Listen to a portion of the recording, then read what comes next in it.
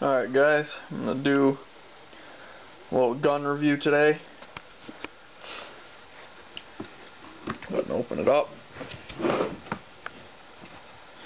We have here the new Mossberg 500 Flex. This one here is the Marine Coat edition. It's one of the new models that they just came out with about six months ago, I would say. I've always kind of been a Mossberg fan in the past, and I just decided to go ahead and pick this one up. I really like the looks of it. You can see here, it's just your standard Mossberg 500, but it does have some new features to it. Mine has a few accessories on it that I'll point out here in a second. Just set it back down here. I've always been a Mossberg fan in the past. I mainly shot Remingtons though. Just that's what I grew up with. Both my parents had a couple old Mossbergs that I used to like to just shoot for, you know, to get some variety. They were just fun to shoot. I mean, any gun I could get my hands on, I would shoot. But I recently sold the few Remington guns that I did have, and I have 3 Mossberg 500s now. That's pretty much what I'm sticking with. So I prefer a pump gun, and the Mossbergs are the ones I like. So, but we'll go over this one a little bit closer here. Some of the features.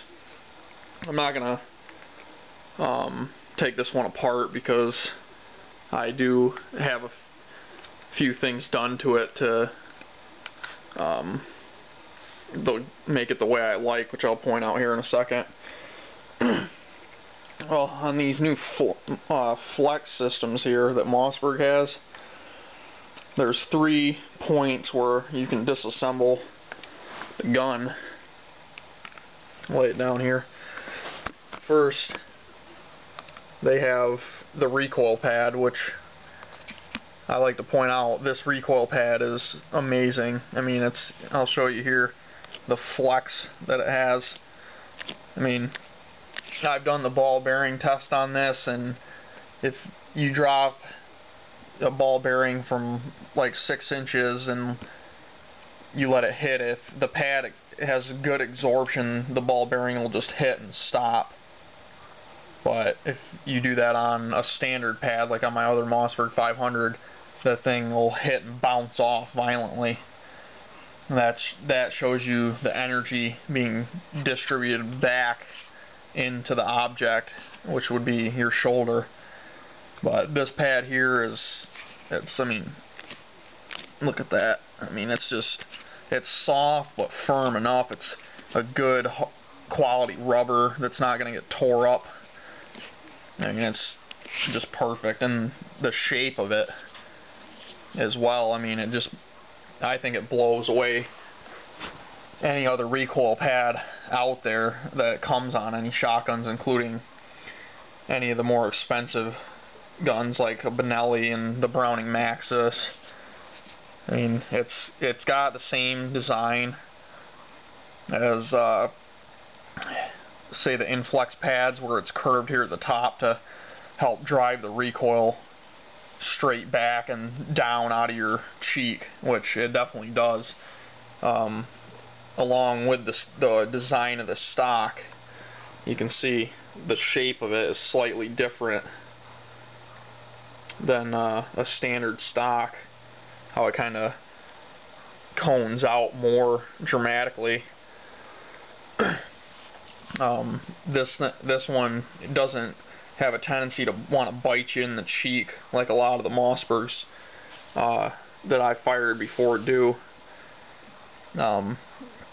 You can also see the pad, the shape of the back of it. It's kind of more narrow at the top and then widens out at the bottom. But the pad here, you press this button. It's got a button on each side too to make it easier. And recoil pad comes out. And this one here is the medium, but they have 3 sizes. They got a smaller one and a larger one. So this here is a standard length of pull that comes on the guns. That's 14 3/8 with this pad. And then you can go to the larger pad, which takes you out to about 14 1/2. And then the smaller one will take you down to about 14. So you can do that adjustment, as well as they have 3 stock lengths, which I'll get to how easy you can change these out. But they have the 14 3/8, a 13 1/2, and then a 12 3/8, I think, or 12 1/2. I'm not sure. And then of course with the pads you can go anywhere in between. Go ahead and put this back on here, see if I can, how easy it is to do. There we go, did it one-handed. And that's, I mean, it's on there too. You can see there's no play in it. That's just this moving here. It's real easy. One thing I did have to do though with this is it's a spring mechanism. On mine, you could hear anytime you rack the action or hit this button, you could hear like a tuning fork effect on that spring. It would just make a ringing sound. Real easy fix. Just took the spring out and wrapped it with electrical tape just to dampen it, and you know, I don't mind doing stuff like that on my guns, you know, little custom fixes. I mean, it doesn't bother me, you know. That's, I'm not saying it's a, you know, a defect in the manufacturing of the gun or anything like that. It's move up to the stock here. Got this lever here. You pull up on it, and it rotates 90 degrees, and then the stock pops right off of this plate here, this base plate. It makes it nice for changing out. They have a bunch of different stock styles you can put on there, like a tactical stock, different camo finishes, and then of course, like I said, the variations in length of pull. This one here fits me just fine with my, it's a little bit short. I tend to like a 14 1/2 inch length of pull, but with my shooting vest, it has a shoulder pad on it that's about 1/2 inch thick or so, and it fits me well. Moving up here on the stock, this also comes, the fore end comes off just like an over and under. It pops off and then it pulls down and pivots up here and then just slides right out.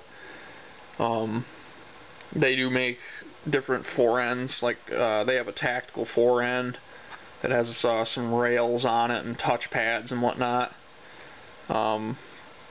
Different camos, like you could make this gun a camo on this finish here if you wanted that look, or they also come in black finish, and they got a coyote tan, OD green, and I think they also have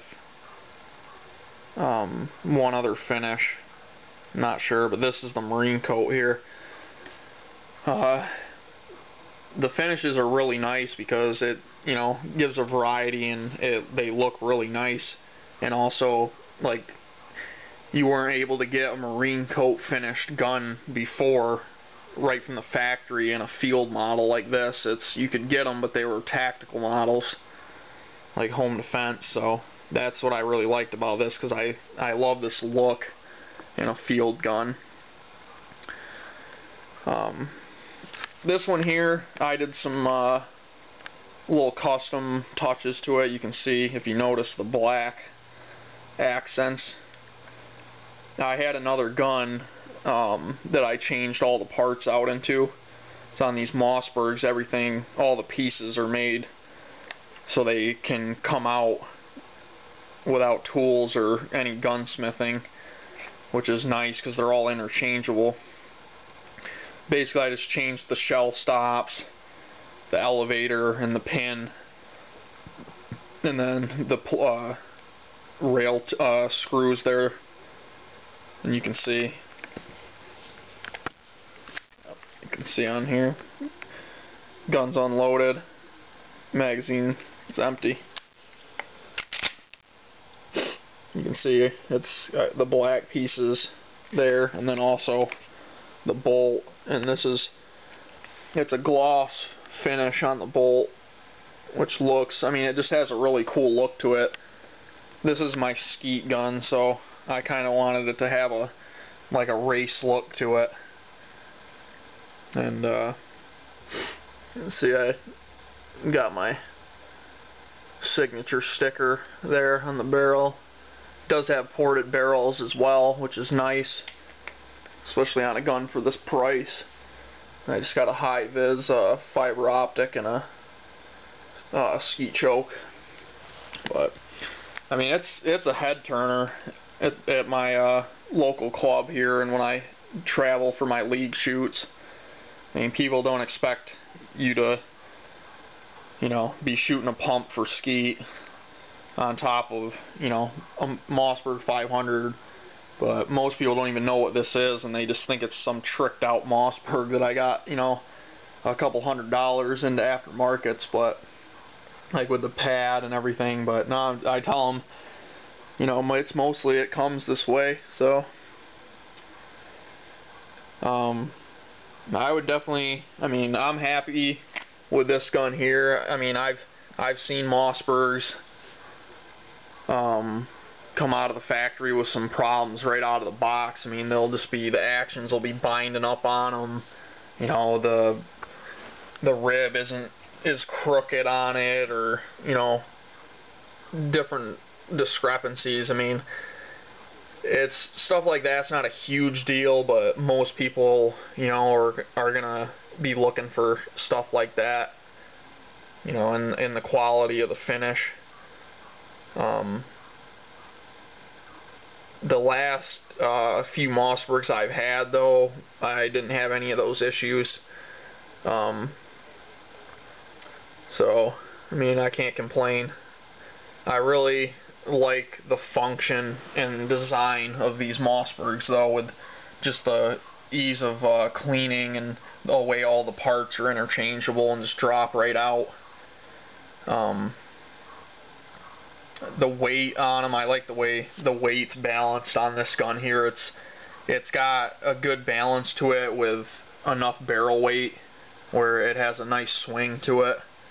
And the recoil is, like I said, with the new recoil pad, and I'm shooting 7/8 ounce target loads. So I mean, it's even with the pump gun, I can get on the doubles just as fast or faster than any of the guys with over and unders. I mean, that's gonna depend on the shooter if you're looking to use it as a skeet gun or any type of sporting clays gun. But I really like this one. I would definitely recommend it. I haven't seen a lot of personal videos on these new Flex models, but I'm sure they're selling a bunch of them. I just wanted to put up a video just to give people an idea of what you're looking at here. Really nice looking shotgun, and I would definitely recommend it. Alright, thanks guys.